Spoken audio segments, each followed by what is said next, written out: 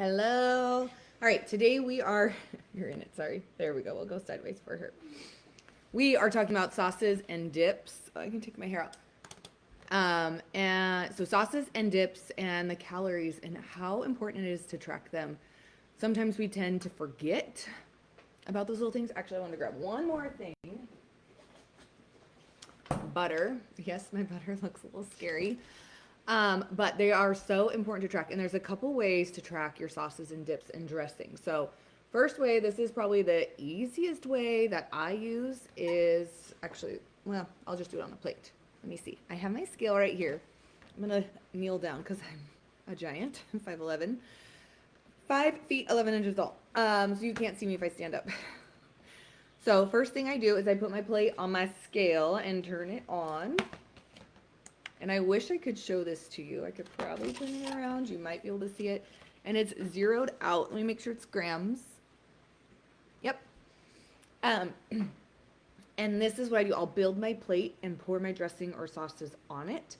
Specifically, I'm thinking salad dressing. So if I'm making a salad and I want to put my dressing on it, I'll make sure it's zeroed out. And then I'll grab my dressing. I read the label. It says that 31 grams is my serving size. So if I wanted to do the 2 tablespoons or the 31 grams, I will pour until it gets to that number. But if I want to do half, I would pour till there was 15 grams. And you just go until it says, that's good enough, 14 grams. So then on my app, I would then track 14 grams of this dressing. Or if it only said like the serving, which is 2 tablespoons, I would just do half because I really just halved the serving size, which comes to, each serving size has 8 grams of fat. So this would be 4 grams of fat. So this is how I would use a plate with this. Now I'm realizing I only have one plate and I can't show you the other thing. A way that I would use the butter, guys, we keep a stick, this is either a life hack or you're going to think we're super lazy, but we always have a stick of butter in that we use on toast because we like to have our bread hot and we don't want to cut it off and whatever. But call us lazy, but we always have a stick of butter like this in our fridge. What you would do is on your plate, put your toast, zero it out, and then rub your butter on your toast. And whatever that is on there, however many grams it is the grams of butter that you'll track. 1 tablespoon of butter is, I think, 100 grams. Or not 100 grams, 100 calories. It doesn't say. Oh, here it is. 1 tablespoon of butter, which is 14 grams, is 100 calories. So if I use 2 grams of that, it would be like 15 calories. Another thing is, like with ketchup, that's the other thing is you could zero this out. Which one's zero? I'm backwards. I'm not zeroing it out because I'm touching it. And then if you're pouring ketchup, and if I read the label, it says 17 grams is 1 serving. So I would pour this until it read, oh, it was more than 17 grams, 17 grams. Oh, or I could just, if I poured more, then I would just track 20 grams in the app. Okay, same thing with mayo. Another thing you could do for mayo is the negative one. So you put the whole jar, my fancy mayo, I use this for the kids. I don't use mayo. I prefer avocado on my sandwiches. So I would zero it out till it said 0. Obviously, if I'm zeroing it out. And then whatever I pull out, whatever the negative number is, so it's negative 12, that means I took out 12 grams. So I would track 12 grams. Or if you're trying to be exact, well, this is pretty close. 14 grams is a tablespoon. So this is what 100 calories looks like, guys.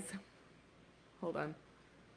This is 100 calories right here because it is 11 grams of fat.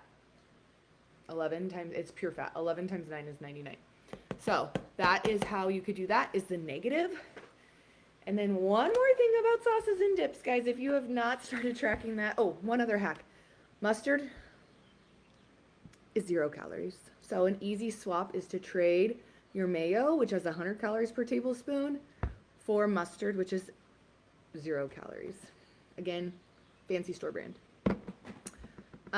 One other thing that I want to remind you of, if you go to Chick-fil-A, I don't know about you, my kids love Chick-fil-A. I love going to Chick-fil-A too. And then you're like, oh yeah, you know, a Chick-fil-A sauce. I want you to guess right now. How many calories do you think is in this little tiny packet? would you be shocked if I told you that this package is 140 calories? It is 13 grams of fat, guys. My total goal for the day is 57 grams of fat. This is 1/4 of the day of fat for me.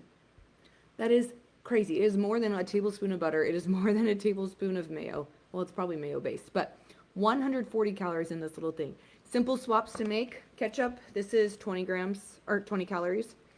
Okay, 1 tablespoon of ketchup is 20 calories. Honey mustard, I think 1 thing of honey mustard is 30. 1 tablespoon of honey mustard is 35.